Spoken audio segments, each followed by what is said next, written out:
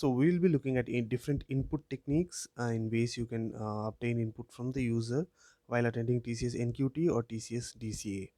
Now, I'll be using Python here as the preferred language, but it will be helpful for coders with different language of their choices as well, because Python is really easy and we'll just have to get the right idea.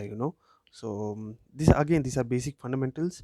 uh, for example, in Python, the input is in general it is string in Python 3. So I have taken an input. It has the type of n, as you can see. So again, we'll try to do that by casting it. I'll be using the int method over the variable, and then it comes as integer. The type will be integer. So the importance of input techniques, why we have taken this video separately, is that um, once you're attending this problem, and in your exam or your qualifier test, um, you will break down into fetching input and displaying the output, and in between that, just take it as the processing. It will be fairly simple. The questions are fairly simple. They are at medium level, and once you are clear or know what to expect for input challenge or for the printing out the output challenge, what leaves you it leaves you with the remaining part is that the figuring out the core logic for our the respective question. Mostly it will be string handling or array handling. So we'll talk about that in future videos as well. So one thing here I'm trying to show you is that when you're taking an input as string, and you're trying to typecast it with integer, Python throws an array of such sort invalid literal for int with base 10. So this was just an error I wanted to show you, so that if you make such an error, you will be able to understand and debug the code as well. Note, we shall be looking at whatever method we look down now, techniques we look, it will be applicable for even strings as well as numbers. So inputs can be achieved, fetched in two ways. Type 1 will be in one go, the user enters all the input and presses enter. That is the single line input. And the type B is, after each and every element is entered, from the keystroke from the keyboard, he presses enter after each and every element. That is multiple line input. So we'll be looking at the type A first. For example, we have an input where an array of numbers in one go are separated by spaces. So in that case, when the script, whatever the automated script they have written to test our code, it will be such that 1 space 2 space 3 and the corresponding numbers, and then the keystroke will be for enter. All right. So how will we handle that? So now in Python, there's a really useful method called split. You just have to call it. Now here n is a string. N will be having an array of numbers separated by spaces. As you can see on the top of the screen, I have given the input with equal spaces. All right. Now I'll be using split, and when I'm trying to display the list, I'm getting the numbers. But now, as you can see from the quotes, the elements of the list are a string. Now, as you can see, we are checking with the type. But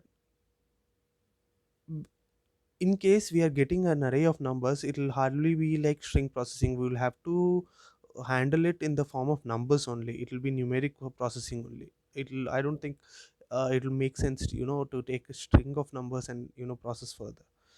There might be some cases, but mostly it won't be like that. So let's get from the top again. All right. um, we'll be looking at another example where I'm taking an input n. All right. Just misplaced my key here. So we'll be taking another input, and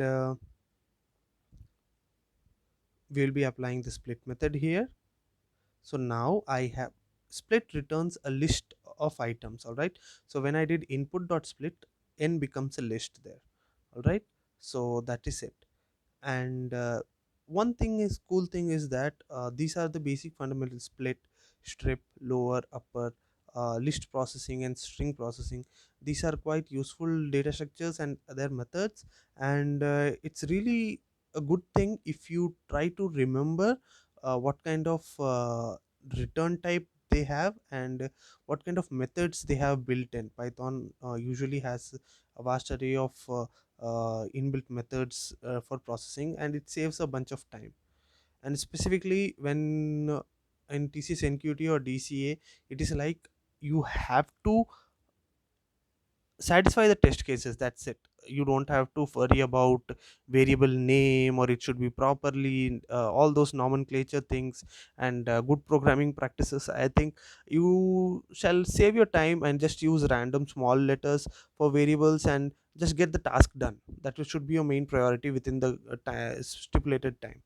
So as you can see here, I have taken an empty list, that is L, and I have run through a for loop through the obtained input n, and then I have appended each and every element by typecasting it with int, and I have appended it to the list L.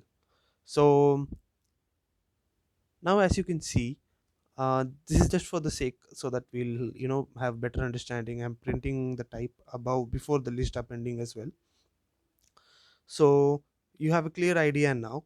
Earlier this list had elements which were string, all right, and now after that for loop logic, we have a list in which all the elements are integers. So this is a important this is an important type. Most of the questions, as you can see from the April questions, you would have heard from your friends, or other fellow YouTubers as well. An array of numbers is, if it's a numeric question, you will definitely be using this type. So this is a really important one. There's a more chance or probability that you will be using this logic in your code. So this is an additional step. What if instead of spaces the numbers are separated by comma? So just think for a second. This is again basic fundamentals. As we use the split above, we'll generally again use the split method, and instead of a default argument being space in split method, now we will be using comma in that split method. So when you specify it is a comma, it will look for commas, and wherever comma occurs, until a comma is reached, that element will be considered as one element for a list. So that's how it will be happening.